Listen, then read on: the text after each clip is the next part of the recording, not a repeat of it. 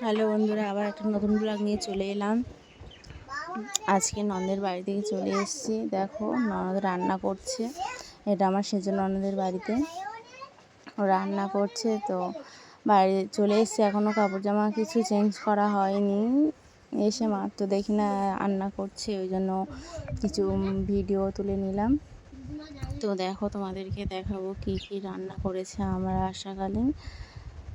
তো এখানে কেন এলাম, কিসের জন্য হঠাৎ চলে আসলাম, সব কিছু তোমাদেরকে শেয়ার করব। জানতে হলে পুরো ভিডিওটা দেখতে হবে। দেখে নাও বন্ধু, কী কী রান্না হয়েছে।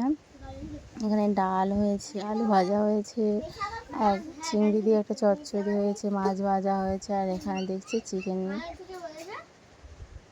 তো আমার নন্দেদের বাড়ি দুটো গোপাল আছে, খুব সুন্দর দেখতে। তোমাদেরকে ভাবলাম শেয়ার করি, তাই তোমাদেরকে শেয়ার করলাম। দেখতে পাচ্ছ গোপাল দুটো খুব মিষ্টি।